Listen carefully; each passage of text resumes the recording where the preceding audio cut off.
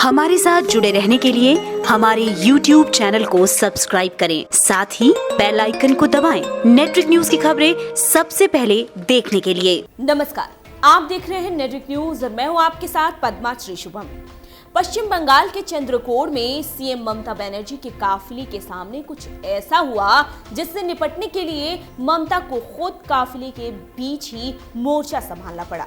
दरअसल बीजेपी कार्यकर्ता ममता के काफिले के सामने ही नारेबाजी शुरू कर दी, जिन पर दीदी बरस पड़ी। चंद्रकोर में ममता बनर्जी एक रैली को संबोधित करने जा रही थी। इसी दौरान जय श्री राम के नारे लगाए जाने लगे। बीजेपी कार्यकर्ताओं को नारा लगाते देख ममता बनर्जी ने अपना काफिला वहीं रोका और फिर बीजेपी कार्यकर्ताओं पर गाली देने का आरोप जड़ दिया। ममता ने कहा कि बीजेपी पर आरोप लगाते हुए पुरुषों को गलत व्यवहार करने के लिए भेजकर बीजेपी उनकी छवि खराब कर रही है। जानकारी दे दें कि ऐसा माना जाता है कि पश्चिम मिदनापुर सत्ताधारी पार्टी तृणमूल कांग्रेस का गढ़ है। यहाँ से शुभेंदु अधिकारी टीएमसी के मंत्री, शुभेंदु के पिता शिशिर अधिकारी और भाई दिव्येंदु अधिकारी सांसद रह चुके हैं। इस इलाके से ममता जब गुजर रही थी तभी उनके काफिले के सामने बीजेपी कार्यकर्ताओं ने जोर जोर से नारे लगाने शुरू कर दिए। ममता जैसे ही गाड़ी से बाहर निकली, कुछ बीजेपी कार्यकर्ता वहां से भाग निकले।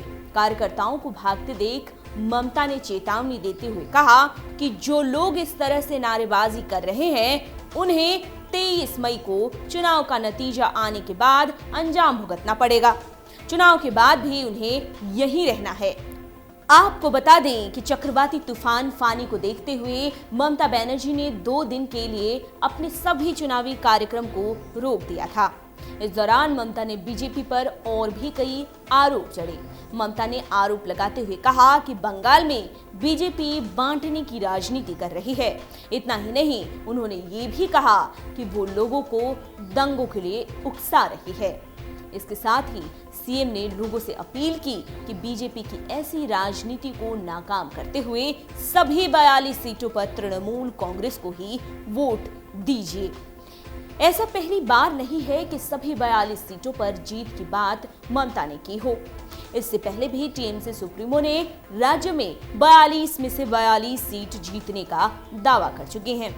एक तरफ ममता बनर्जी राज्य के साथ साथ केंद्र की राजनीति में भी अपनी भूमिका को और प्रबल करना चाहती हैं, तो दूसरी तरफ बीजेपी बंगाल में अपनी जमीन को मजबूत करने की हर संभव कोशिश कर रही है। ममता बनर्जी सभी 42 सीटों पर जीत की बात करती है, तो वहीं बीजेपी ने 42 में से 23 सीट जीतने का दावा किया है। देखना ये होगा कि किसका दावा सच साबित होता है। अभी के लिए इतना ही। आप देखते रहिए नेटवर्क न्यूज। आप देख रहे हैं नेटवर्क न्यूज, साहस सच कहने का।